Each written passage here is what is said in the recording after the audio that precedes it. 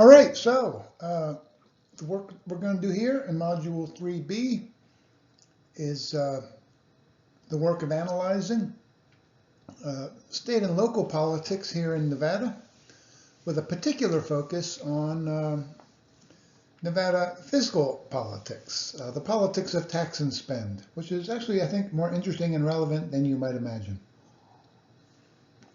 So we're going to talk about, in addition to some broad observations about state and local politics, we're going to talk about how Nevada, at the state level, raises revenue each two-year budget cycle, and then how they spend that money. And we're also going to talk about how local governments generate revenue and how they spend that revenue. All right? Okay. So, local governments. And this is generically true of local governments across the country, and then specifically true, I guess, about local governments in Nevada. One, we know that local governments are considered to be creatures of the state, right? The state creates them. What is it they say? I brought you into this world and I can take you out. I wouldn't go quite that far with local governments and the state, but generally true, yeah, right? States create local governments and then have certainly the upper hand over local government. Local governments, right, have no constitutional standing in the United States Constitution. They're not mentioned at all. I think we've talked about that. But they do have standing, of course, under all 50 state constitutions, including the one here in Nevada. The general relationship between state and local government is governed by what's known as Dillon's rule. This means that, kind of like at the federal level, the same thing, we talked about that when there's a conflict between state policy and local policy, generally state policy will prevail. As long as the state's, behaving in ways that are legally correct. So, yeah, that's Dillon's rule. That states have the upper hand over local governments. So it doesn't mean that they can do anything they want. Local governments have real power, but all things being equal, yeah, states are more powerful than local governments. Just like the feds, right, are more powerful than state governments. Local governments here in Nevada and elsewhere, very politically significant. An awful lot of action, right, is at the local level. If you want to talk about K through 12 public education, you need to talk about local politics.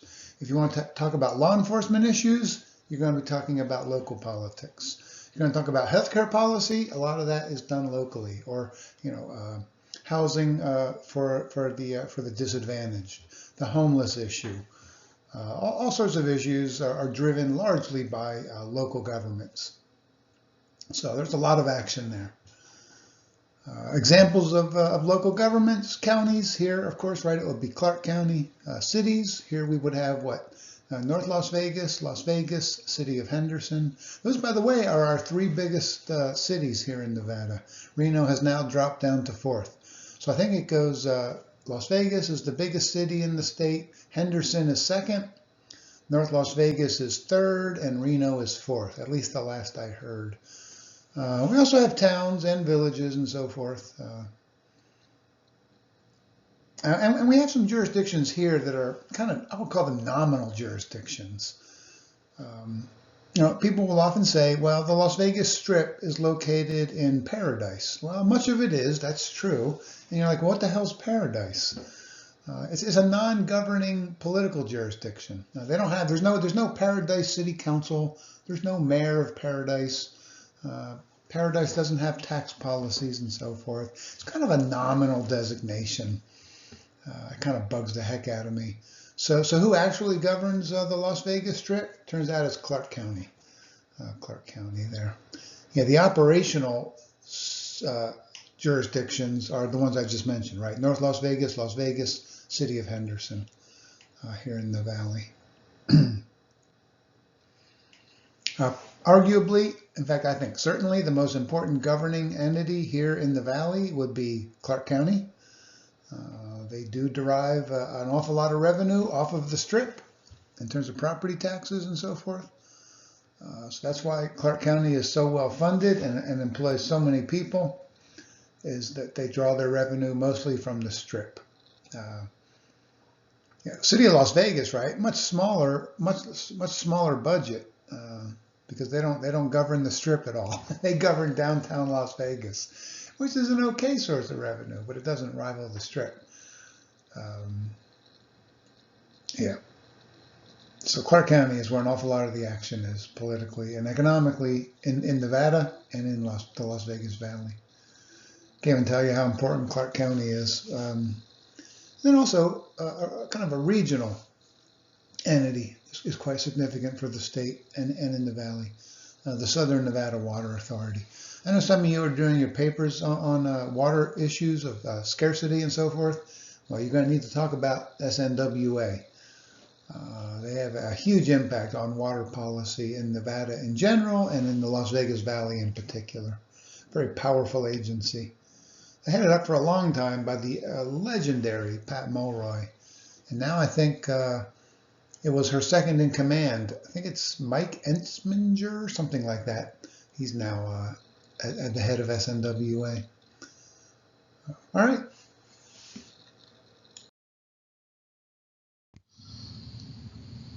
Okay, so let's talk about Nevada state finances. And here we're going to be talking about Nevada finances, not local government finances. That's a separate category. Local governments, they have their own finances. I mean, it certainly overlaps with state finances, but it is a separate topic by and large. All right. So, number one, Nevada does have a biennial budget, a 2-year budget. Not ideal, right? Typically, like with the federal government, you would have an annual budget. But we have a 2-year biennial budget, right? Because we have a biennial legislature that only meets for 4 months every 2 years, plus special sessions. Right? So they have to create a 2-year budget. Not ideal, right? Because by the time you get to the second year of that budget, you're making predictions about the future in terms of anticipated revenue and anticipated spending. And by the time you get to that second year, right, your spending is probably going to be greater than what you had expected. Sometimes it's less. Your revenues might be greater than you had expected, or they might be less than you had expected. So it is extremely common for the governor to call the legislature into special session in the second year of a biennial budget to fix the second year of that budget, right? Which kind of asks the question, doesn't it? Should we have a legislature that meets more regularly, once a year? Probably. But under our current Constitution, that's just not how we do it. All right. We rely quite heavily, right, on the sales tax. That's actually about 30% of total state revenue. It's around 8.25%, 8.33%. It varies a little bit depending on what county you live in. I think Clark County's is a little higher because we have some add-on piggybacking to fund things like Las Vegas Metro. About 17% of our state revenue comes from the gaming tax, which is levied on casinos at the rate of 6% of gross revenue. And that's, a pretty substantial part of our budget, but as you can see, right, it's a much smaller portion than the state sales tax. That catches a lot of people by surprise. And if anything, that gap is getting larger over time. The sales tax is generating an ever greater share of our revenue, the gaming tax a little bit less, right? Because increasingly, right, the next generation, younger people, don't necessarily love to gamble. They love to do other things on the Strip that generate other tax revenues, but not the gaming tax. But it's still quite substantial. And then, if you sort of combine the commerce tax and the modified business tax, the modified business tax was that tax rate pushed by Governor Brian Sandoval to dedicate a revenue stream to K through 12 public education. If you add those two together, you get about 20% of total state revenue. But that's only if you add them together. I think in the budget they sort of parcel those out as separate revenue streams. But for my purposes as a political scientist, because I'm not an accountant, it's all about the same. I think of that as effectively a corporate tax. That's about 20% of total state revenue. We certainly have other sources of state revenue that are quite significant. One of the big ones, right, is that insurance tax revenue stream. I'm not even quite sure what that is, but it's a tax on insurance, various forms of insurance, I assume, like homeowners or automobile, uh, etc. So that generates a lot, apparently. Hotel room taxes, right, although some of those now are dedicated to paying off Allegiant Stadium. You have the marijuana tax, both wholesale and retail. That's actually pretty significant, a couple $100 million a year, I believe. It's not life-changing, given the size of our total state budget, far from it, but it's significant. I think it's dedicated to K through 12 public education, and I think maybe the rainy day fund for the state of Nevada. It helps on the small margins. Some thought it was going to be life-changing. Not if you know the numbers. It's really not, but certainly helpful. And then the mining tax. I would take some note of the mining tax. I think it's scandalously low. It's right, still what it was in 1864, 5% of net profit.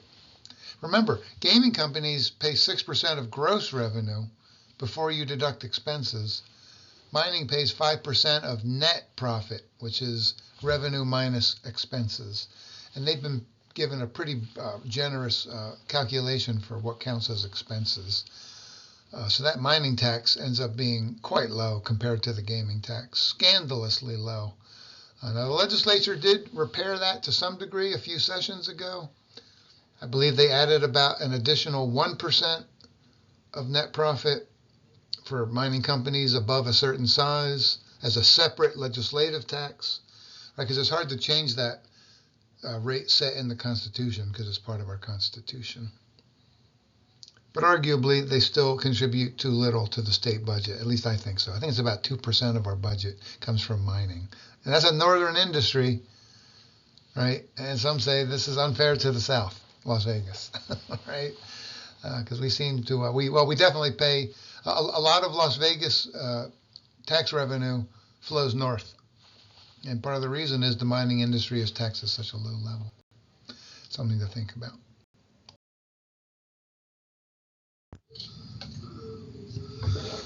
All right, so this pie chart, where the font's a little smaller than I would like, if you look closely with a magnifying glass, you can see that about 30% of Nevada's state revenue comes from the sales tax, which is our largest single portion of revenue by far. Coming in second are gaming taxes at around 18%.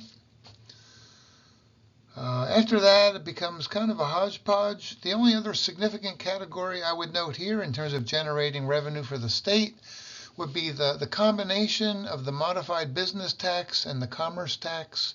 You add those two together, right, you get right around 20% of total revenue from what amounts to a corporate tax. After that, right, it becomes just a sort of a range of other smaller sources of revenue. One thing I would note, if you look closely, right, the mining tax, I think that is scandalously low in terms of percent of our revenue that comes from mining up north, mostly gold. It'll be increasingly lithium. 2%. 2% of state revenue comes from the mining tax, which raises a question, right? Is the northern part of Nevada sort of carrying its fair share of the load? Because you can see, right, that most of the revenue in Nevada is generated in the south, and to some extent that flows north in terms of state spending. Some think that the mining tax should be a lot higher than it is. It's right now, 5% of net profit built into our state constitution in 1864. I think there's about an additional percent added on by the legislature a couple sessions ago. But it's still really low because it still only counts for about 2% of our budget. I think that number should be a lot higher, but that's easy to say, hard to do politically.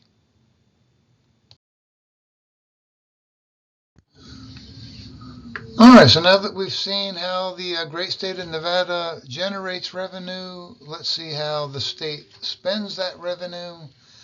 Health and Human Services, as you can see from that pie chart, is the single Largest chunk of state spending, Health and Human Services. Coming in second would be K through 12, public education. A bit unusual that the state would contribute so much towards K through 12, right? And we know that's because we'll see our property taxes, which is a source of revenue for local governments. It's really low here in Nevada. I'm not complaining too much as a property owner, but it's really low. It doesn't generate enough revenue to fund K through 12 education. Normally in most states it does, and that's the primary source of funding for public schools K through 12. In most states, local property taxes. Here in Nevada, we do things differently. In fact, most of that education funding comes from the state sales tax. So that's why the state spends such a large chunk on K through 12, 30%. That's shockingly large, but it's because local governments can't afford it because the property taxes are so low. Third biggest chunk, right, is the Nevada system of higher education, funding for schools like CSN, UNLV, UNR, on and on. And after that, it becomes kind of a much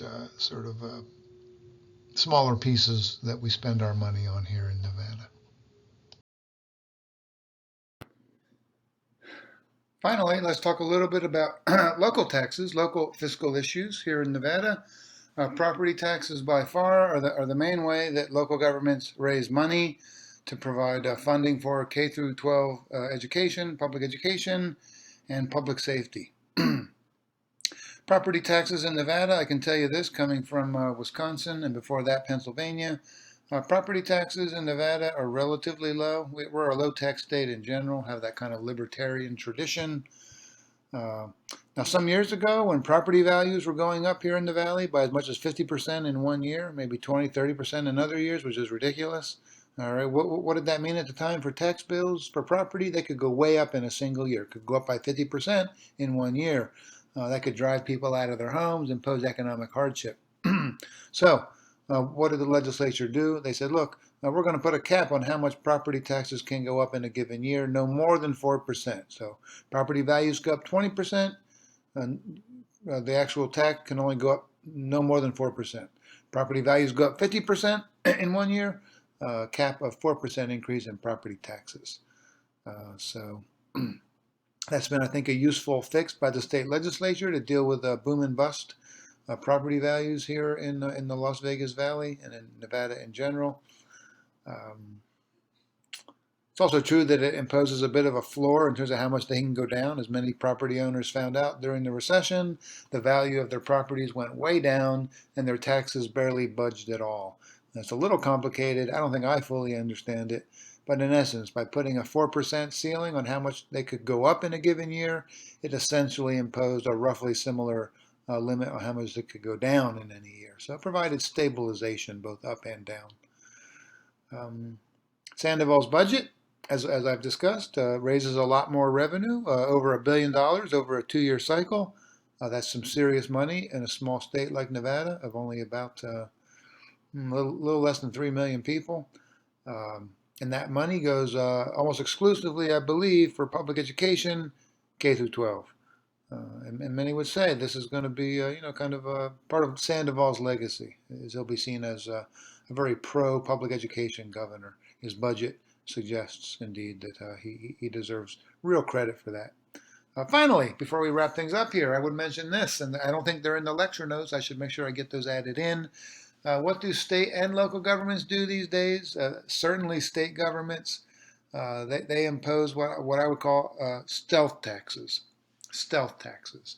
They're not called taxes, but they amount to some form of taxation, right? So governments these days, state and local, don't want to raise taxes. It's politically unpopular. Again, good on Sandoval for going against that conventional wisdom, in my opinion. So what do state and local governments often do instead? They'll raise what they call user fees, right? Auto registration fees in recent years have gone way up. Why is that? It's a way to essentially raise taxes without calling them taxes. Tuition at schools like CSN and UNLV and UN Reno. Tuition has been going up faster than inflation in recent years. One reason for that, it's It's a way to essentially impose a form of taxation on those utilizing the system. They call it tuition, they call it a user fee. It is arguably a form of targeted taxation. Um, uh, so some would even go further than this and say, look, local police departments, right? They need to make some of their own budget. How do they do that? They issue traffic tickets. Can there be pressure to issue more traffic tickets in order to raise more revenue? Oh, heck yes. Some of these drug laws, right, give state and local officials the ability, when they're making a bust of a drug trafficker, to impound their vehicle, impound their house, impound all of their worldly goods. They can then use that for their own purposes. Again, this is called, I forget what they call it exactly as a technical term, but these property surrender laws, that's what I'll call it here, what the heck. Some would say that's a form of taxation. Traffic citations for speeding. I mean, look, traffic laws are so dense and complicated, everybody violates them every day. No question about that. So arrests or tickets for violations are highly discretionary. Do police departments, in my view, have an incentive to do more busts to raise more revenue for their department?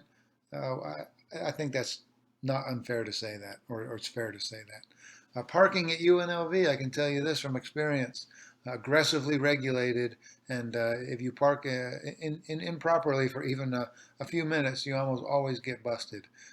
Does the parking department over there make a lot of money for the university? It does indeed. Is that called a user fee or whatever? It sure is. Is it really in some ways a form of taxation?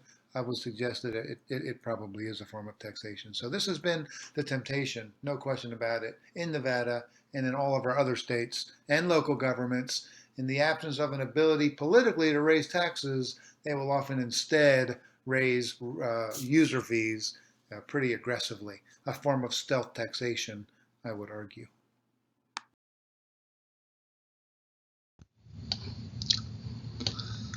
So here we see the Southern Nevada Public Land Management Act, which has been super fantastic for the good people of Nevada. This was an effort led by, at the time, Senate Majority Leader Harry Reid from Nevada, obviously. He pushed this through and got it signed into law.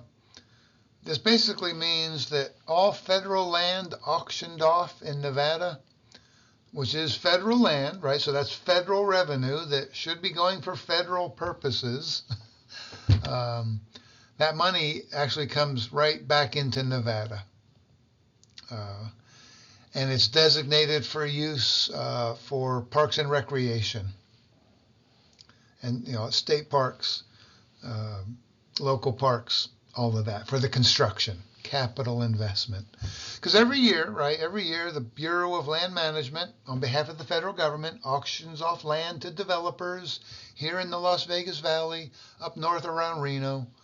And that land, can have a pretty high value to developers. And as they auction off that land, those revenues come right back to Nevada and are invested in building parks. That's, I think, unique. It's a remarkable thing. Typically, if you want to build a local or state park, that's got to come from state or local money. Here it comes from the federal government. So thank you, Harry Reid, for that little dealio. Much appreciated.